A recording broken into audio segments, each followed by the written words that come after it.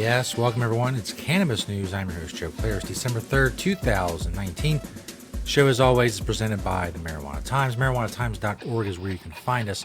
Click the video tab there to find this show. A lot of articles there. Social media links and more. MarijuanaTimes.org. You see if you're watching the video, the contact information.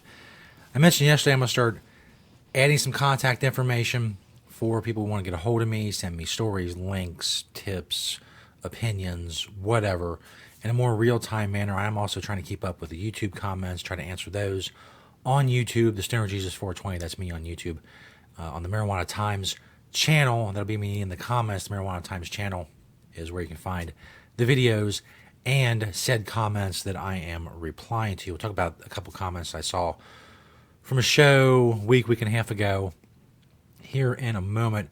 I'm going to try to keep up with those, as I said, more in real time, or at least in a more timely fashion. You can also contact me there. StonerJesus420 at gmail.com is my email. Before we get to the stories we're talking about today, which are more on vaping illnesses. Also, a Michigan man that apparently police say was under the influence of marijuana on the day that sales began in Michigan crashed into a police car, and 29 words to know to kind of help familiarize you with the recreational adult use retail marijuana sales, the jargon, the slang, if you will. All that's coming up. But first, of course, Cannabis News is brought to you by Natureside, nature-side.com, and their organic, all-natural pesticides grow safe and poison-free with Natureside.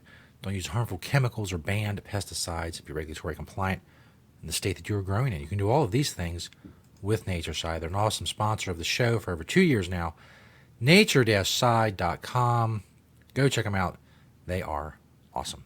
Now, we'll get into the stories here in a minute, but as I said, some comments on YouTube. It was the episode where I talked about Cory Booker and Senator Ron Rice, New Jersey, legalization, and the notion that black people don't want marijuana retailers and companies in their neighborhoods.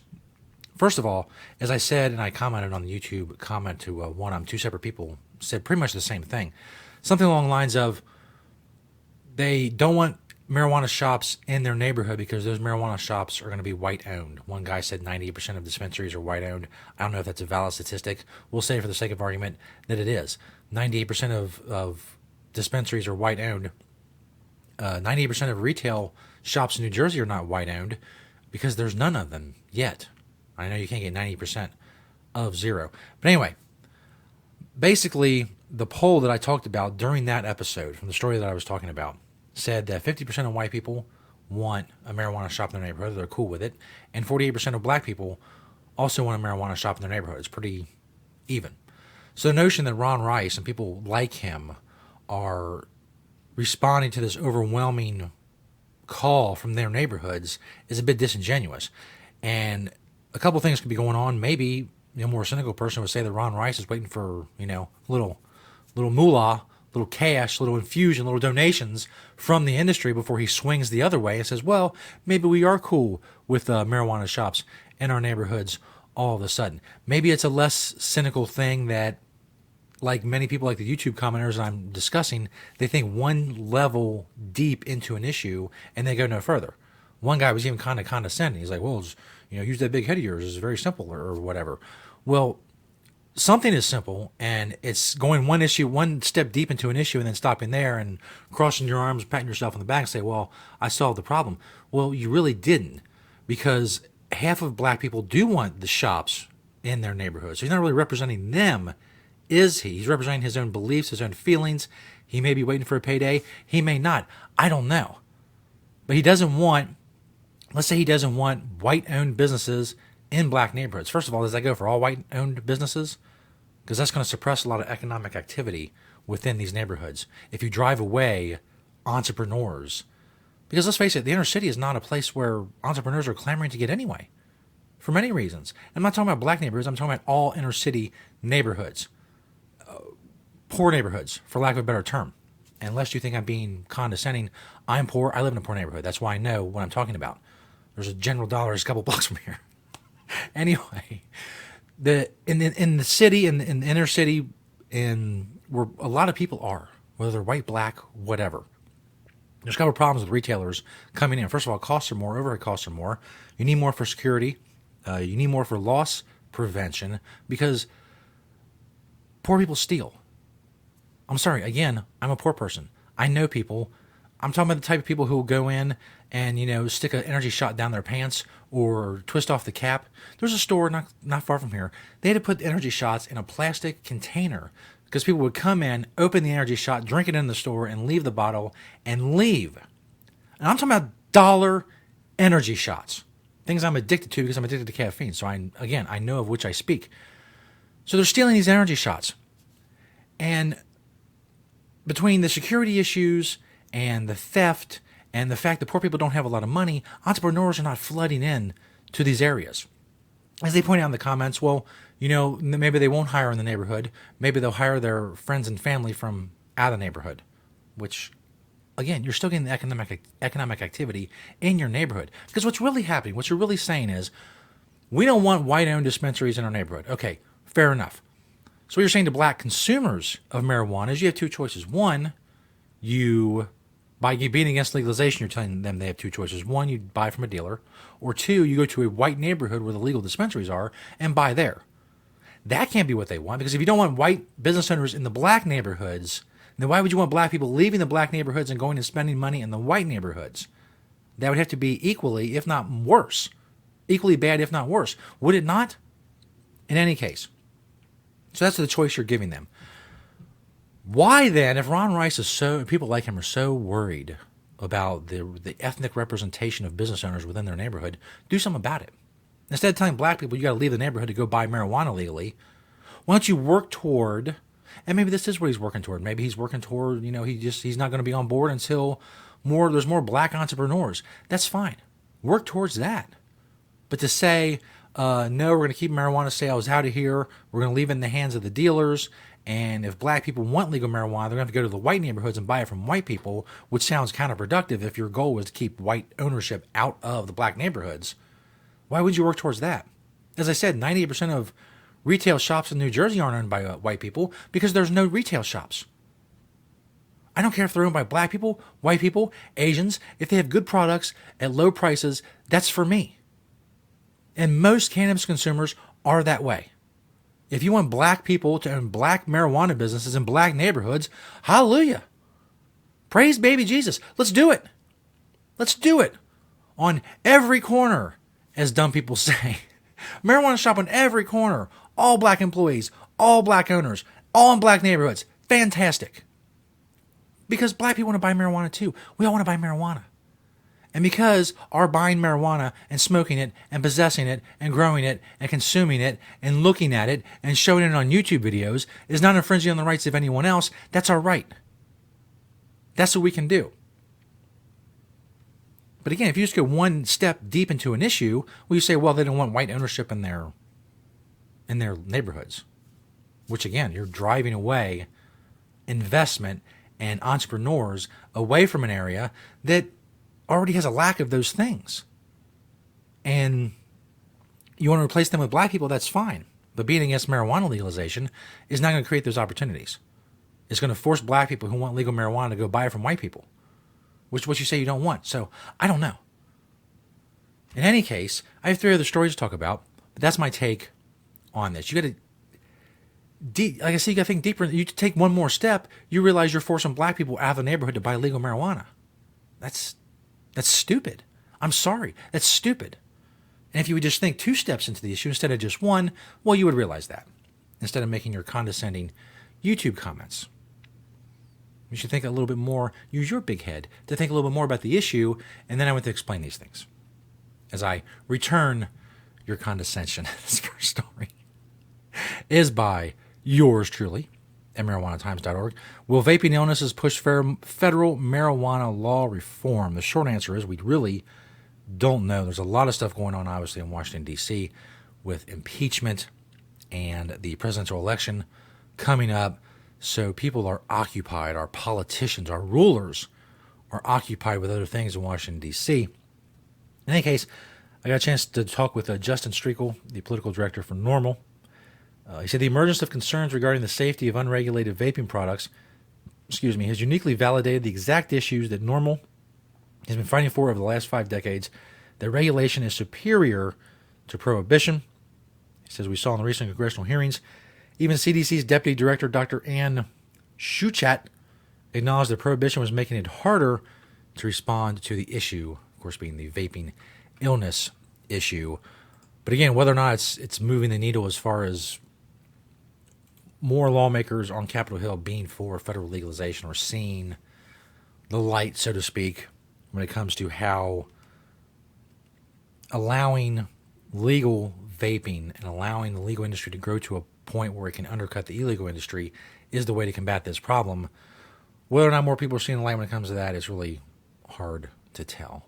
I know. You expected an answer because the title of the of the article is, will vaping illnesses push federal marijuana law reform?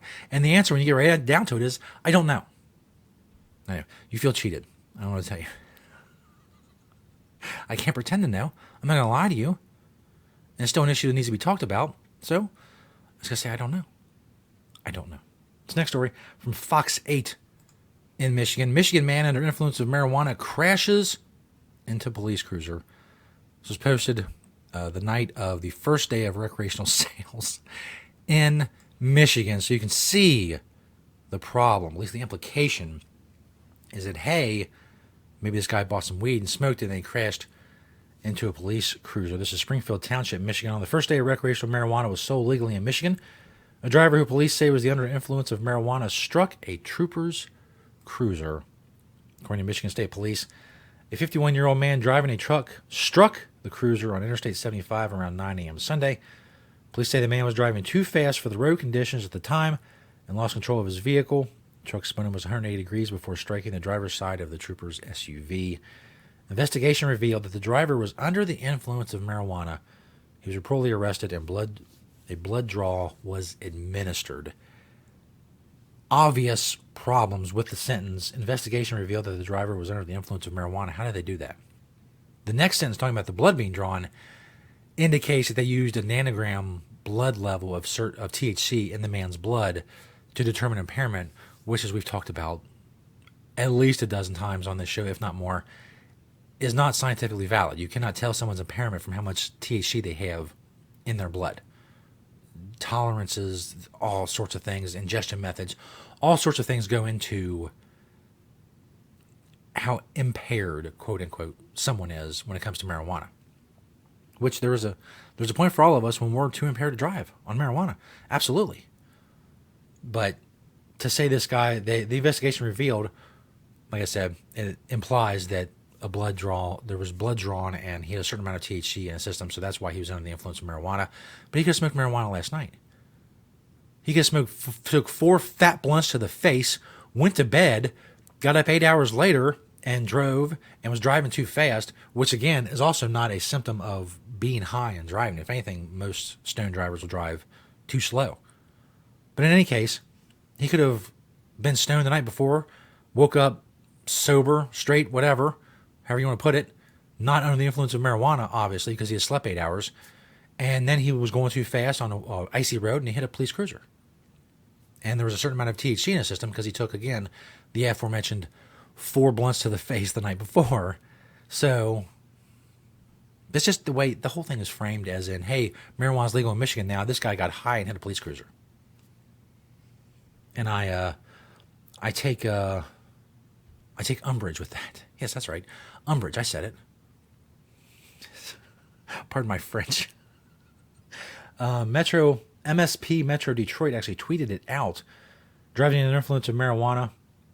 On 12:01 at approximately 9 a.m., a Metro North trooper was policing a traffic crash on northbound I-75 south of Davidsburg in Springfield Township. So he's already policing a traffic crash because of the road conditions. But this guy, I'm sure, had a certain, nanogram level of THC in his system. No, he's impaired on marijuana. That's why he hit the cruiser. Why did the first person crash? Were they impaired on marijuana? Or was it an icy road? And why is it cool for the icy road to wreck that person but not this guy? Anyway, this last story, also from Michigan, it's from Freep.com, the Detroit Free Press. 29 words to know if you're interested in buying legal pot. Now, obviously, the basic premise of this is you want to have knowledge of what's going on when you walk into the store. You know, when you walk into a Walmart and you have no idea what's going on, you think they sell, you know, cars, and you see all these blenders and Halloween decorations or whatever season it is and Christmas decorations. You think, hey, I'm a little out of my depth here, and realize what Walmart was all about. Which if you've never been to a Walmart, well, you probably don't know. You can't get the full flavor of what Walmart is like until you've been in one. It's really a hands-on experience type of thing. Anyway, so they go through the definitions of 29 different words that might be helpful to know if you want to buy marijuana. Words like cannabis, sativa, indica. If you don't know what cannabis is, you really need to start from square one. Just, pick up a children's book about marijuana or something. Just the most basic, fundamental level type of stuff. That is what you're going to want to get a hold of. Other words include a blunt, a marijuana cigarette made by dumping the tobacco out of a cigar and replacing it with marijuana. Again, blunts are normally taken to the face. A bong, a glass, ceramic, or plastic device used to smoke marijuana that also has a chamber for water to cool the smoke before it's inhaled. A bud tender. It's a person who consults with marijuana customers at dispensaries and sells the product. CBD, the chemical compound found in cannabis. Some of the compounds contain THC, others don't, but it can be used in creams and oils for pain relief. That's cannabinoids or CBD. That's a weird category. CBD is a cannabinoid. So cannabinoids or CBD. Anyway, concentrate, a refined and processed form of marijuana that is more potent than marijuana flower. A dab is a smaller quantity of cannabis concentrate, which when mixed with a heat source turns to vapor. They go to edibles, flower, hemp, joint, keef, kush, provisioning center, which in the case of Michigan, is the name the state has given for medical marijuana dispensaries. Because I guess medical marijuana dispensary is not a good phrase anymore. It has to be provisioning center. I don't know. Retail store, which is where the state has defined a shop where marijuana is sold to anyone 21 years or older, a recreational store, adult use store, etc. Shatter, shake, Rick Simpson oil, they talk about in here as well. That's pretty cool. Sesh, a gathering of like-minded pot smokers who get together for a sesh or session of indulging in marijuana. Of course, sesh being short for session. So you want to check those out. The link is, of course, in the description of this video. Really get up to date on your slang and your jargon when it comes to going into a marijuana shop or dispensary. Thanks, everybody. Checking out the show here 5 days a week. Cannabis news. It's awesome. We're on YouTube and Vimeo for the video. Audio is at Apple Podcasts. MarijuanaTimes.org. You can find us there. You click the video tab. Thank you to NatureSide, nature-side.com, and their organic, all-natural pesticides. They are awesome. All of you are awesome for liking, sharing, commenting on the videos. Keep sharing and spreading the truth about cannabis with this show. Thanks you for watching and listening today. We'll see you next time right here on Cannabis News.